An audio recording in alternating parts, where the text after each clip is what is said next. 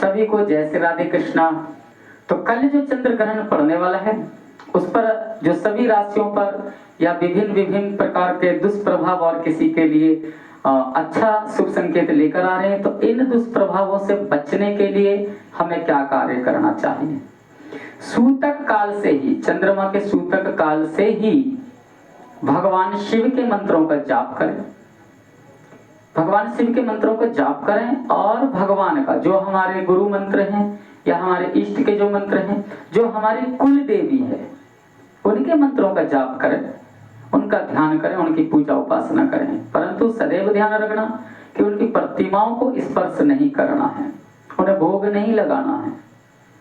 तो इनकी उपासना के बाद जब चंद्र ग्रहण समाप्त हो जाए दूसरे दिन, क्योंकि चंद्र ग्रहण जो समाप्त हो रहा है रात्रि 12:30 बजे समाप्त हो रहा है, जो कि हम स्नान दान इत्यादि नहीं कर सकते, परंतु प्रातः ही हो सकता है। तो ब्रह्म मुहूर्त में अर्थात प्रातः 4 बजे उठकर, नहीं उठ सकते तो जब भी उठें, जब भी हम शयन से उठें तो स्नान आदि, और जहां तक हो सके तो गंगा स्नान करना अति उत्तम बताया है। स्नान इत्यादि से श्रद्धा से अन्नदान करें, वस्त्र दान करें, धन का दान करें, और ऐसा हर प्रकार का दान करने के बाद, स्नान आदि करने के बाद भगवान का ध्यान करें।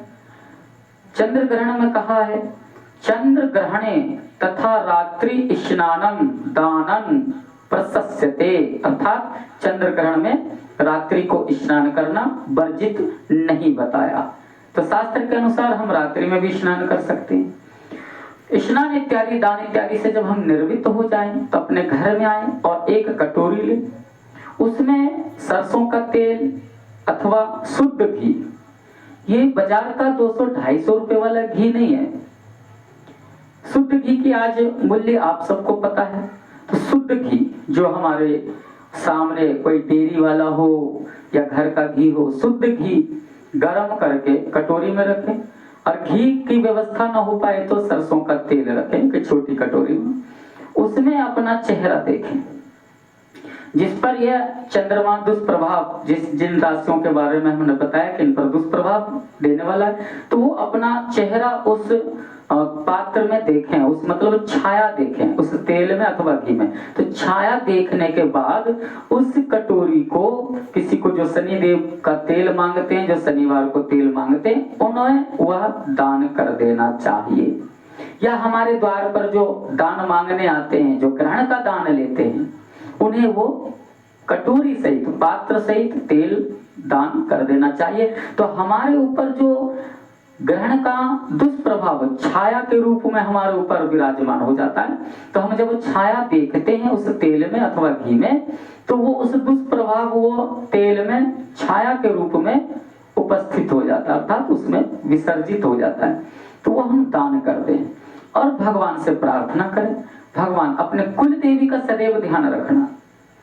सभी मनुष्यों का वेद शास्त्रों में वर्णित है कि सभी ऋषि मुनियों का कोई न कोई कुल देवी थी, तो उन कुल देवी का जरूर ध्यान करना, उन कुल देवी के समक्ष जाना और कहना कि जिस प्रकार से ये चंद्र ग्रहण का हमारे ऊपर दुष्प्रभाव पड़ रहा है, पड़ने वाला, हे माता, हे जगत जननी, हे परमेश्वर, उस चंद्र ग्रहण का दुष्प्रभाव हमारे जीवन से दूर करें। हम आपकी शरण में हैं और हमारा कल्याण करें। जय श्री राधे कृष्णा। हर हर महादेव।